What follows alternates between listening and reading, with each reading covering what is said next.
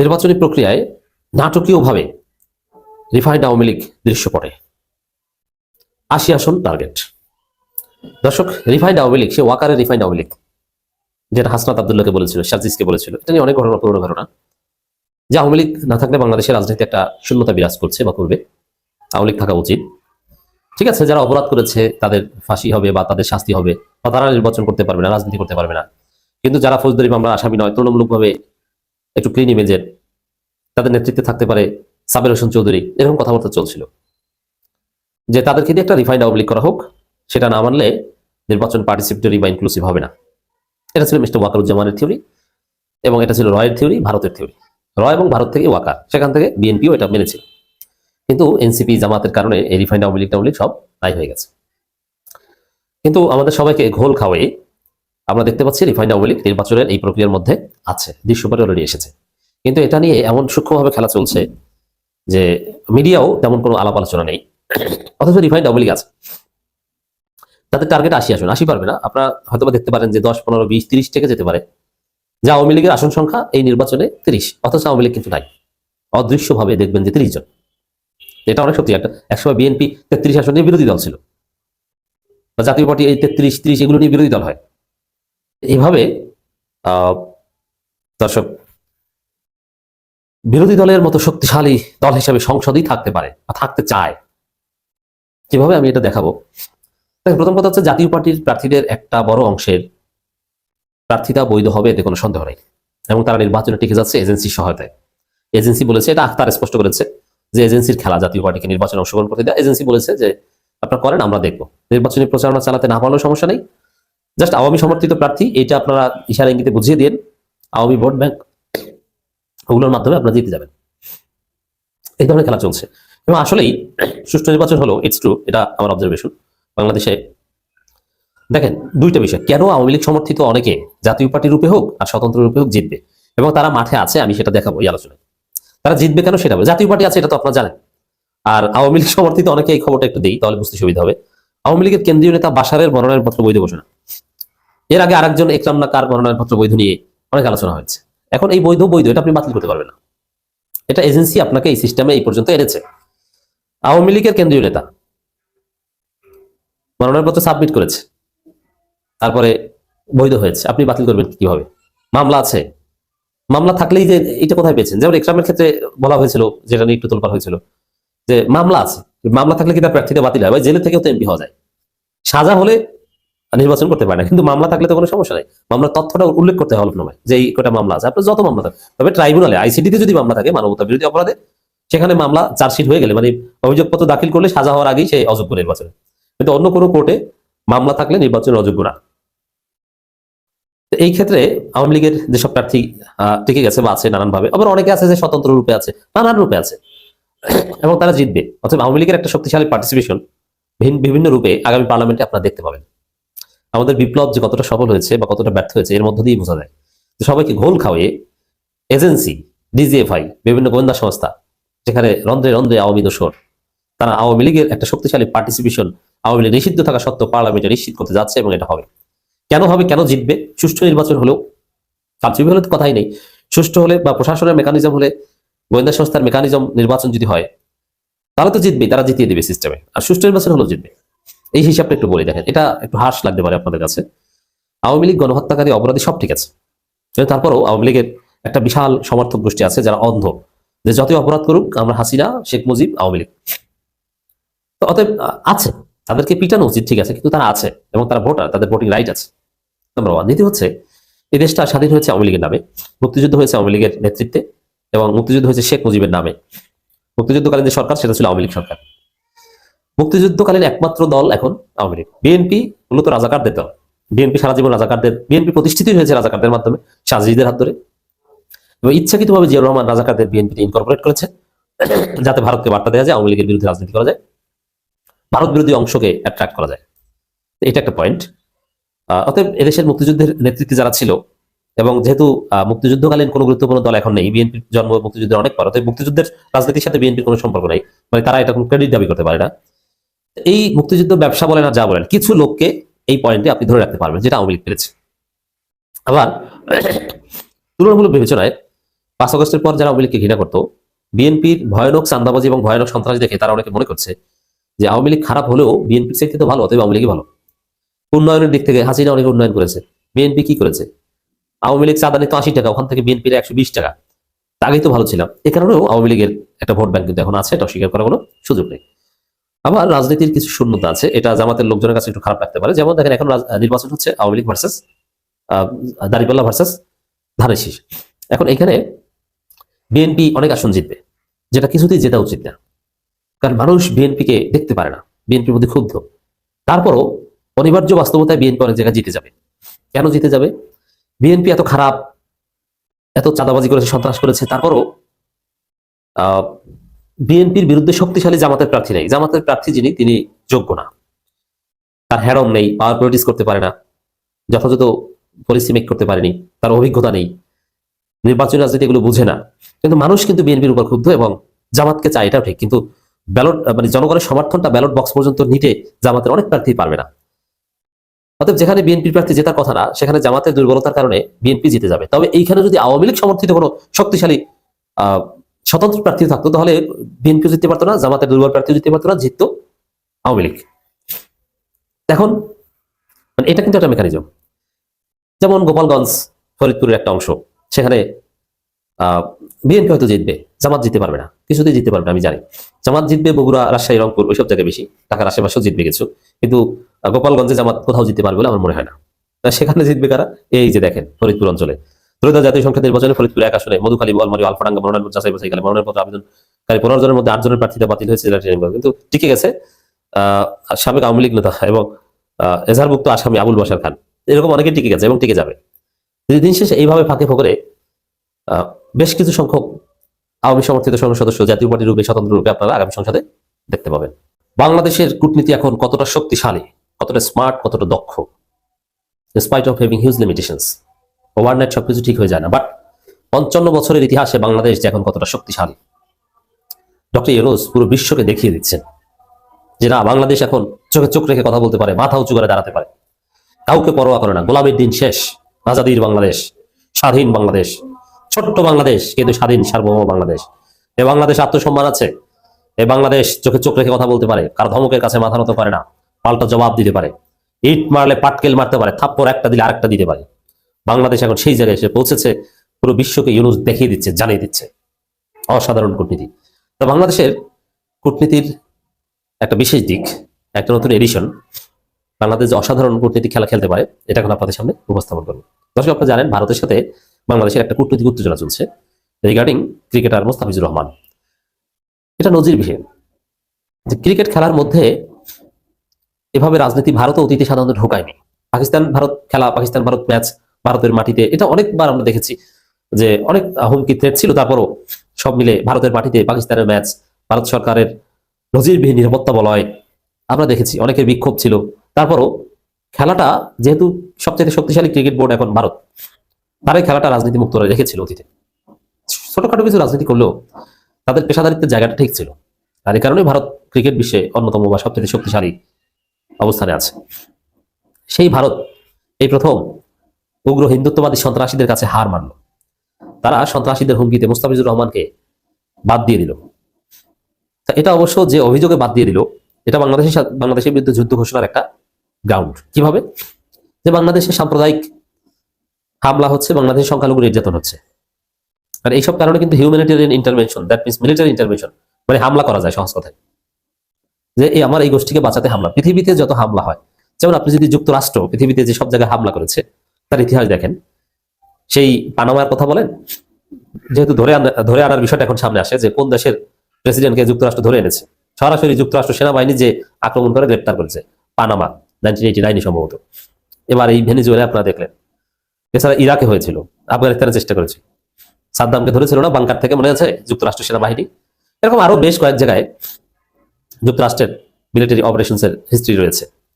সেইখানে যুক্তরাষ্ট্রের যুক্তিটা কি? এক জায়গায় যুক্তি হচ্ছে যে আমার সেনাবাহিনীর উপর বা আমার দেশের লোকের উপর ওরা হামলা করেছে, ডিস্টার্ব করেছে, অথবা ওইখানে ওরা মানবতা বিরোধী অপরাধ করে, ওরা মাদক চোরাচালান করে, ওদের কাছে জনবিধ্বংসী অস্ত্র আছে, এরকম ভুং ভাঙা অভিযোগে এই হামলাগুলো করে। তো এরকমই একটা ভুং ভাঙা অভিযোগ যে বাংলাদেশে সংখ্যালঘু নির্যাতন হচ্ছে। It's very serious, I take it seriously. তো এই জায়গায় বাংলাদেশ যে রাজনীতি করেছে সেটা অসাধারণ। একটা দিক বলবো, আর বেশ কয়েকটা দিক তো অলরেডি বলেছি। একটা দিক হচ্ছে যে সাথে সাথে মোস্তাফিজুর রহমানের যে এনওসি অনাপত্তি পত্র সেটা বাতিল করেছে, যে বাংলাদেশে যেতে দেবে না। আবার খুব তড়িৎ সিদ্ধান্ত নিয়েছে বিসিবি মুহূর্তের মধ্যেই, কয়েক ঘন্টার মধ্যে, যে বাংলাদেশ ভারতে খেলতে যাবে না। যে মোস্তাফিজকে রাখা যায় না নিরাপত্তার কারণ দেখিয়ে, সেখানে বাংলাদেশ ক্রিকেট টিম যেতে পারে না। আইসিসিকে জানিয়ে দিয়েছে বাংলাদেশে ভারতের মাটিতে যে ম্যাচ ওটার জন্য শ্রীলঙ্কা বর্ণপত্র ট্রান্সফার করা হয়। তো এটা টিট ফর ট্যাট জবাব, এই ধরনের জবাব দিতে পারে। এমনকি আইপিএল সম্প্রচার বাংলাদেশে করা যাবে না, এটাও যুদ্ধকালীন বা চূড়ান্ত কনফ্লিক্টিং দুইটা দেশের মধ্যে ঘটে। ভারত পাকিস্তানের মধ্যে এত যুদ্ধ, তারপরেও কিন্তু এই ম্যাচটা দেখা যায়। কিন্তু বাংলাদেশে ম্যাচও বন্ধ করে দেওয়া হতে পারে বলে বলেছে। আইনগত দিক খতিয়ে দেখে শেষ পর্যন্ত ওই ম্যাচ দেখানো নাও হতে পারে, সম্ভাবনা আছে। যদি এই কূটনৈতিক উত্তেজনার প্রশমন না হয়, আইপিএল বাংলাদেশে দেখানো হবে না, এটা নিশ্চিত থাকেন। যেহেতু সরকার বলে ফেলেছে এবং জনগণ এটা বন্ধ করে দিবে, জনগণের প্রতিবাদ হবে, আমরা প্রতিবাদ করে বন্ধ করে দিব, আপনি লিখে রাখেন। এগুলো তো আছেই। তার সাথে আর একটা মজার ঘটনা করেছে, এটা হচ্ছে আসল কূটনীতি, যেটা আমি এর আগের আলোচনাগুলো বলেছি, যে ভারতকে যদি সাহায্য করতে হয়, লাইনে রাখতে হয়, তাহলে আমাদের চীন এবং পাকিস্তানের সাথে যথেষ্ট মাখামাখি সম্পর্ক লাগবে। প্রয়োজনে কালেকটিভ সিকিউরিটি প্যাক্ট লাগবে। চীনের সাথে বিমান যোগাযোগ, পাকিস্তানের সাথে বিমান যোগাযোগ, নৌপথে যোগাযোগ, আরো বিভিন্ন চুক্তি হতে হবে, যেটা দেখে ভারত ভয় থাকবে, ভারতের জন্য সেটা ডেটারেন্স হিসেবে কাজ করবে, এবং এর মধ্য দিয়ে ওই সব কালেকটিভ চুক্তির মাধ্যমে একটা ব্যালেন্স অফ পাওয়ার হবে। যে বাংলাদেশ তো ভারতের তুলনায় ছোট, ঠিক আছে, পাওয়ারও কম, কিন্তু বাংলাদেশের সাথে তো কালেকটিভ সিকিউরিটি এগ্রিমেন্ট আছে চীনের সাথে, আর চীনের কাছে তো ভারত অসহায়, পাকিস্তানের কাছেও অসহায়। তো ভারতের আব্বার সাথে বাংলাদেশের কালেকটিভ সিকিউরিটি এগ্রিমেন্ট আছে, অর্থাৎ ব্যালেন্স অফ পাওয়ার হয়ে যায়। তা ব্যালেন্স অফ পাওয়ার থাকলে সেখানে হামলা বা ডিস্টার্ব করার ঘটনা ঘটে না, সমানে সমান রেসিপ্রোসিটি থাকে, পারস্পরিক শ্রদ্ধাবোধ থাকে। তো এই জন্য চীন পাকিস্তানের সাথে এগ্রিমেন্ট বা ঘনিষ্ঠতা অ্যাটলিস্ট দেখিয়ে দেওয়া দরকার, আলাপ আলোচনা, যার মাধ্যমে ভারত একটু ভয়ের মধ্যে থাকে। হ্যাঁ, এটি করছে সরকার, এটি করেছে, এটি হচ্ছে অসাধারণ দিক। কি সেটা? এই যে কূটনৈতিক উত্তেজনার মধ্যেই, মোস্তাফিজকে বাদ দেওয়ার মধ্যেরই খবর যে তৌহিদ হোসেনের সঙ্গে পাকিস্তানের পররাষ্ট্রমন্ত্রী ফোন আলাপ, মানে বাংলাদেশের পররাষ্ট্রমন্ত্রী বা উপদেষ্টার সাথে পাকিস্তানের পররাষ্ট্রমন্ত্রীর ফোন আলাপ হয়েছে। এই ফোন আলাপে কি হয়েছে বা কি কথা হয়েছে, এই কন্টেন্ট সব আসবে না। আর এই ফোন আলাপের কি আলোচনা হয়েছে এটাও ইম্পর্টেন্ট না, ফোন আলাপ হয়েছে এটা হচ্ছে ইম্পর্টেন্ট। কারণ এই ফোন আলাপ একটা বার্তা যে ভারত তুমি ফাইজলামি করো, বাংলাদেশে সংখ্যালঘু নির্যাতনের অভিযুক্ত ইন্টারভেনশনের চিন্তা করো, আমার সাথে কিন্তু পাকিস্তানের মাখামাখি চালাকি করো। ওদিকে পাকিস্তানের একজন হুমকি অলরেডি দিয়ে দিয়েছে, পাকিস্তানের মিসাইল ভারতের দিকে তাক করা আছে, বাংলাদেশের সাথে ফাইজলামি করলে কিন্তু খবর আছে। এইটি ডিপ্লোমেসি। এখন ওইটা বাংলাদেশ বলিয়েছে কিনা জানি না, বাংলাদেশ বলাতে পারে যে ভারতকে এরকম বলো যে বাংলাদেশের সাথে ফাইজলামি করলে আমরা কিন্তু আছি, একদম পিছন থেকে দিয়ে দেব, নম্বর ওয়ান। দ্বিতীয় হচ্ছে এই যে বৈঠকটা, মানে এই ফোন আলাপটা, এটা ডিপ্লোমেসিতে এরকম হয় যে ফোনটা আপনি দেন, সাপোজ একটা অনানুষ্ঠানিক ফোন বাংলাদেশের পক্ষ থেকে দেওয়া হয়েছে পাকিস্তান পররাষ্ট্রমন্ত্রীর কাছে, অথবা মেসেজ দেওয়া হয়েছে হোয়াটসঅ্যাপে যে ভাই আপনি একটা ফোন দেন, ফোন দিয়ে আমরা একটু কথাটা বলি, তারপরে ওইটা আপনারা অফিসিয়ালি জানিয়ে দেন যে বাংলাদেশ ভারত আলোচনা, বাংলাদেশ পাকিস্তান আলোচনা, ওইটা অফিসিয়ালি জানিয়ে দেন, ওইটা আমার মুহূর্তের মধ্যে ভারতের কাছে যাবে, তারপরে ওরা ভয় কাঁপাকাঁপি শুরু করবে। এই ডিপ্লোমেসিটাই ইউনূস সরকার করছে। বাংলাদেশের কূটনীতি এখন কতটা শক্তিশালী এবং কোন পর্যায়ে গেছে ভারতকে চাপে রাখতে, আশা করি আপনারা বুঝতে পেরেছেন। উগ্রবাদী হিন্দুদের দাবির মুখে নতি স্বীকার করে ভারতীয় ক্রিকেট বোর্ড কেকেআর কে নির্দেশ দেয় যে মুস্তাফিজকে বাদ দিতে হবে তোমাদের টিম থেকে, এবং উপায় না দেখে কেকেআর এর মালিক শাহরুখ খান অনিচ্ছা সত্ত্বেও মুস্তাফিজকে তারা বাদ দিয়ে দেন এবং মুস্তাফিজ বিষয়ক সমস্ত পোস্ট তাদের সোশ্যাল মিডিয়া থেকে ডিলিট করে দেন।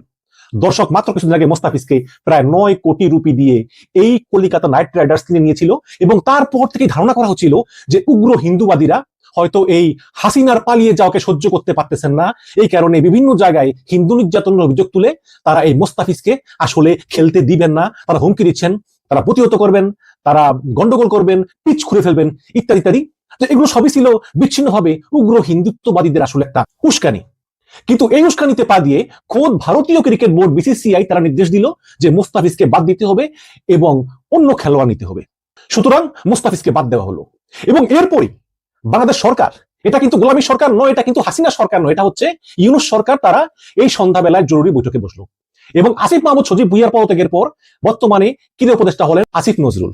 তিনি একটু আগে ফেসবুকে বাংলাদেশ সরকারের গৃহীত সিদ্ধান্তের কথা জানালেন। কি পদক্ষেপ নিয়েছে বাংলাদেশ শুনলে আপনিও চমকে উঠবেন দর্শক, আমিও চমকে উঠেছি।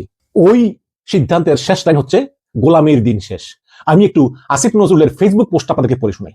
আসিফ নজরুল লিখেছেন, উগ্র সাম্প্রদায়িক গোষ্ঠীর কাছে নতি স্বীকার করে বাংলাদেশের ক্রিকেটার মোস্তাফিজুর রহমানকে দল থেকে বাদ দেওয়ার জন্য কলকাতা নাইট রাইডার্সকে নির্দেশ দিয়েছে ভারতীয় ক্রিকেট বোর্ড। আমি এর তীব্র নিন্দা ও প্রতিবাদ জানাচ্ছি এবং ক্রীড়া মন্ত্রণালয়ের দায়িত্বপ্রাপ্ত মন্ত্রী হিসাবে আমি ক্রিকেট কন্ট্রোল বোর্ডকে বলেছি তারা যেন আইসিসির কাছে পুরো বিষয়টি ব্যাখ্যা করে লিখে এবং বোর্ড যেন জানিয়ে দেয় যে যেখানে বাংলাদেশের একজন ক্রিকেটার চুক্তিবদ্ধ হওয়া সত্ত্বেও ভারতে খেলতে পারেন না, সেখানে বাংলাদেশের গোটা ক্রিকেট টিম বিশ্বকাপে খেলতে যাওয়া নিরাপদ মনে করতে পারে না। আবার পড়ি, যেখানে বাংলাদেশের একজন ক্রিকেটার চুক্তিবদ্ধ হওয়া সত্ত্বেও ভারতে খেলতে পারেন না, সেখানে বাংলাদেশের গোটা ক্রিকেট টিম বিশ্বকাপে খেলতে যাওয়া নিরাপদ মনে করতে পারে না। মানে ভারতে যে বিশ্বকাপ হবে সেই বিশ্বকাপে বাংলাদেশ খেলতে যেতে পারবে না, বাংলাদেশ নিরাপদ মনে করে না। কারণ যেখানে একজন ক্রিকেটার চুক্তিবদ্ধ হওয়ার পরেও খেলতে যেতে পারে না এই উগ্রবাদী হিন্দুদের প্রতিবাদের কারণে, সেখানে পুরো ক্রিকেট টিমের নিরাপত্তাটা কোথায়? সুতরাং ক্রিকেট বোর্ড থেকে বাংলাদেশের বিশ্বকাপ খেলাগুলো শ্রীলঙ্কায় অনুষ্ঠিত করার অনুরোধ জানানোর নির্দেশনাও আমি দিয়েছি। যে এই খেলাগুলো হওয়ার কথা ভারতে বাংলাদেশের সঙ্গে, ওগুলো যাতে শ্রীলঙ্কায় ট্রান্সফার করা হয়। আমি তথ্য ও সম্প্রচার মন্ত্রীকে অনুরোধ করেছি যে বাংলাদেশ আইপিএল খেলার সম্প্রচারও যেন বন্ধ করে দেয়, যাতে বাংলাদেশের মাটি থেকে আইপিএল এর কোনো খেলা সম্প্রচার না হয়, কেউ দেখতে না পারে। আমরা কোনো অবস্থাতেই বাংলাদেশের ক্রিকেটার এবং বাংলাদেশকে অবমাননা মেনে নিব না। গোলামির দিন শেষ। এর স্পষ্ট বার্তা এবং কড়া পদক্ষেপ। আমি এটাই বলেছি একটু আগে একটা ভিডিওতে যে এই সমস্ত ওই যে নেকু পশু মুনু ওগুলো করলে আর চলবে না। আমার প্রতিবেশী আমাকে গত 54 বছর ধরে স্বাধীনতার পর থেকে দিনের পর দিন একই ধরনের নির্যাতন মানে অত্যাচার সহ্য করতে করতে আর কত আমিও চুপ করে থাকবো? ওই ধরনের পররাষ্ট্রনীতি এগুলো ওই শেখ হাসিনা পালিয়ে যাওয়ার সঙ্গে সঙ্গে ওই পররাষ্ট্রনীতি ভারতে পালিয়ে গেছে। এটা নতুন বাংলাদেশ। আমরা শান্তি চাই, আমরা ভারতের সঙ্গে সহাবস্থান চাই, কিন্তু ভাইরে ওদের তো চাইতে হবে। আমি আমার প্রতিবেশীর সঙ্গে ভালো ব্যবহার করি, বিনিময়ে আমি ভালো ব্যবহার প্রত্যাশাও করি, তাই না? কিন্তু সেটা কোথায়? আমি মনে করি যে সরকার যে পদক্ষেপ নিয়েছে এই পদক্ষেপ আরো আগেই নজর ছিল। অনেকে আছে বলবে যে সবসময় বলে এগুলো যে কি হবে, এবং কিছু আওয়ামী লীগের লোক আছে, আমি এই আওয়ামী লীগের লোকদেরকে না মানে ভারতীয় মনে করি, তাই ওরা বাংলাদেশের প্রতি ওরা খুশি হয়। যেমন মুস্তাফিজকে বাদ দিয়ে দিল কলকাতা নাইট রাইডার্স, আওয়ামী লীগের মনে খুশির বন্যা। তারা আরো ব্যাখ্যা করতেছে যে এই জন্য ইউনুস দায়ী, এই দায়ী, সেই দায়ী। দীপচন্দ্র দাস মারা গেছে, এরকম তো আগেও তো ঘটছে, তাই না? এটা তো নতুন না। বাংলাদেশে এরকম হয়, ভারতেরও বেশি হয়। ভারতে এই গত মনে হয় 1 মাসের ভিতর 8-10 জন মুসলমানকে মারছে পিঠে ভারতে। সেই ভারত আমাদের এখানে দীপচন্দ্র দাসের মৃত্যু নিয়ে তারা কি করলো? আর আমাদের বাংলাদেশে তো ভারতীয় উত্তর সামনেও আসতে পারে না, কিন্তু ভারতে তারা বারবার চেষ্টা করেছে বাংলাদেশ হাইকমিশনকে আক্রমণ করার জন্য, বারবার হুমকি দিয়েছে, যা খুশি তা করেছে এবং পুলিশ নিশ্চুপ থেকেছে। এবং তখনই আমি বুঝেছি যে এটা আসলে ভারতীয় উগ্রবাদীদের প্রতি সরকারের সমর্থন আছে। এবং যখন এই মুস্তাফিজকে বাদ দেওয়ার নির্দেশ দিল ভারতীয় ক্রিকেট বোর্ড, তখন কিন্তু এই বিজেপি নেতারা, এই আরএসএস নেতারা, এই শিবসেনারা তারা এই সিদ্ধান্তকে স্বাগত জানিয়েছে। ভালো কথা, 9 কোটি রুপি আমাদের ক্রিকেটার নিলেন না, কিন্তু এর ফলাফল কি ভালো? দেখুন, এই উপমহাদেশে কিন্তু ক্রিকেট খুবই জনপ্রিয়। ক্রিকেট খেলা অনেকেই খেলে, অস্ট্রেলিয়া, নিউজিল্যান্ড, জিম্বাবুয়ে, ইংল্যান্ড, কিন্তু ক্রিকেটের যে মূল ইনকামটা সেটা কিন্তু এই ভারত, পাকিস্তান, বাংলাদেশ থেকে হয়, শ্রীলঙ্কা থেকে হয় কিছু কিছু। সুতরাং ক্রিকেটের এই বাজারটা কিন্তু এখানে। এবং বলা হয় যে আইপিএল সবচেয়ে বেশি টাকা কামায় ইন্ডিয়া থেকে, তারপরেই বাংলাদেশ থেকে। সুতরাং এই যে বাংলাদেশ সরকার সিদ্ধান্ত নিল যে আইপিএল এর সত্য বা সম্প্রচার বাতিল করবে, এটা একটি সঠিক পদক্ষেপ এবং এতে ভারত ধাক্কা খাবে, এতে কোনো সন্দেহ নাই। ক্রিকেট হচ্ছে একটি খেলা, সেই ক্রিকেটকে রাজনীতির ভিতরে ঢুকালো কে? ভারত। এবং দক্ষিণ এশিয়ার যে ক্লাব ভিত্তিক খেলাগুলো হয়, এতে সবচেয়ে বড় খেলা হচ্ছে আইপিএল, কোনো সন্দেহ নাই। এবং সেই আইপিএল এ কিন্তু পাকিস্তানি ক্রিকেটাররা অলরেডি খেলতে পারে না, এবং এখন যুক্ত হলো বাংলাদেশের নাম। তাহলে এই ক্রিকেট নিয়ে ভারতের যে সফট পাওয়ার, যে সফট প্লে গেম, যে শক্তি, যে মোরলগিরি, এটা কোথায় যাবে? যখন পাকিস্তানও বলবে যে আমরা ভারতে গিয়ে খেলবো না, বাংলাদেশ বলবে আমরা ভারতে গিয়ে খেলবে না, তখন ভারতের এই শক্তি কোথায় যাবে? ভারত কি সেদিক চিন্তা করেছে? ভারতের সেই চিন্তা নাই। ভারতের মাথায় হচ্ছে শুধু ওই উগ্র হিন্দুত্ববাদিতা, এবং তাদের সরকারও হচ্ছে ওই চিন্তা ভাবনা পোষণ করে। বাংলাদেশ এখন আর ভারতের গোলামি করতে রাজি না, গোলামির দিন শেষ। শেখ হাসিনার আমলে একের পর এক ভুয়া নির্বাচন, শেখ হাসিনার আমলে গণহত্যা, আলেমদেরকে নির্যাতন, বিরোধী দলকে গুম খুন নির্যাতন, সবকিছুকে অন্ধভাবে সমর্থন দিয়ে গেছে ভারত। এবং হাসিনা পালিয়ে যাওয়ার পর তারা মেনে নিতে পারেনি, তাদের অন্তরে দাউ দাউ করে আগুন জ্বলছে যে আমাদের এই 15 বছর ধরে আমাদের এই সাজানো সংসার ক্রমে ক্রমে ক্রমে ক্রমে আমাদের এই হিন্দুত্ববাদের প্রসার, ভারতের পরে বাংলাদেশের প্রসার, এবং পুরো এই দেশটাকে সাংস্কৃতিক ভাবে, তারপর আস্তে আস্তে আধিপত্যবাদের মাধ্যমে পুরো দেশটাকে গ্রাস করার যে আমাদের চিন্তা ভাবনা, সেগুলো সব ধূলিসাৎ হয়ে গেল 5ই আগস্ট হাসিনা পালিয়ে যাওয়ার মধ্য দিয়ে। সুতরাং এই নতুন বাংলাদেশকে আমরা মানি না, এই বাংলাদেশকে আমরা চাই না। এভাবে হিংসায় জর্জরিত হয়ে ভারত একের পর এক পদক্ষেপ, পাল্টা পদক্ষেপ ইত্যাদি নিচ্ছে। তবে আমাদেরও দোষ আছে, কারণ আমরা এই বাংলাদেশ স্বাধীনতা 54 বছরেও খাদ্যের সংসম্পূর্ণ হতে পারিনি। এখনো সস্তায় খাবার কেনার জন্য আমাদেরকে ভারত থেকে খাবার কিনতে হয়, যেটা অবশ্যই আমাদের জন্য অত্যন্ত দুর্ভাগ্যের বিষয়। কিন্তু দর্শক, আস্তে আস্তে ভারতের উপর থেকে আমাদের নির্ভরশীলতা কমাতে হবে এবং এক পর্যায়ে বন্ধ করে দিতে হবে। এটা দুটো প্রকার হবে, একটা হবে আমরা নিজেরাই স্বয়ংসম্পূর্ণ হবে, একটা হচ্ছে আমরা নিজেরাই স্বয়ংসম্পূর্ণ হব, দ্বিতীয় হচ্ছে যে ভারতের উপর আর নির্ভরশীল হওয়া লাগবে না। আমি নিজেই বলেছি যে পৃথিবীতে বন্ধু রাষ্ট্র বলে কিছু নাই, রাষ্ট্রের সঙ্গে রাষ্ট্রের সম্পর্ক হয় শত্রুতার ভিত্তিতে। যাই হোক, আমি মনে করি বাংলাদেশ সরকার যে সিদ্ধান্ত নিয়েছে একদম সঠিক সিদ্ধান্ত নিয়েছে। আমি আসিফ নজরুলকে ধন্যবাদ জানাই। এখন যদি বাংলাদেশ এবং পাকিস্তান এক হয়ে বলে, এখন বাংলাদেশ বলেছে যে তারা ভারতে গিয়ে কোনো ক্রিকেট খেলবে না, পাকিস্তানও যদি একইভাবে বলে যে তারাও ভারতে গিয়ে কোনো ক্রিকেট খেলবে না, তাহলে এই ক্রিকেট বিশ্বে ভারতের মোড়লগিরি একদম শেষ হয়ে যাবে, ভারতের মোড়লগিরির কবর রচিত হবে এবং বাংলাদেশে কোনো আইপিএল খেলা চলবে না। এবং অনেকেই বলেছেন আমার দর্শকদের ভিতরে যে বাংলাদেশে সমস্ত ভারতীয় টেলিভিশনের সম্প্রচার নিষিদ্ধ করতে হবে। এগুলো তো আর আমার বিষয় না, এগুলো যারা দায়িত্বপ্রাপ্ত মন্ত্রী আছেন তারা সুবিধা অসুবিধা কি আছে না আছে ওটা দিতে পারেন। তবে দর্শক, অ্যাকশন নিতেই হবে। ভারত যেই পদক্ষেপই নেয় না কেন, চোখে চোখ রেখে তার বিরুদ্ধে পাল্টা পদক্ষেপ নিতে হবে। এবং আমাদের এই পদক্ষেপ, মানে বাংলাদেশ সরকার গৃহীত পদক্ষেপ, এটা কিন্তু ভারতের জনগণের বিরুদ্ধে না, এটা হচ্ছে ভারত সরকারের এবং কিছু উগ্র হিন্দুত্ববাদী গোষ্ঠীর বিরুদ্ধে আমাদের এই পদক্ষেপ। আমাদের নিজেদের সার্বভৌমত্ব সম্মান রক্ষার জন্য আমাদের এই পদক্ষেপ। তো আমি আসিফ নজরুলের নেওয়া সিদ্ধান্তগুলোকে আবার পড়ে শোনাই। সেটা হচ্ছে যে বাংলাদেশ ক্রিকেট বোর্ড আইসিসির কাছে নালিশ দিবে যে আমাদের একজন খেলোয়াড়কে চুক্তি করার পরও তারা বিনা কারণে দল থেকে বাদ দিয়ে দিয়েছে, এই এক।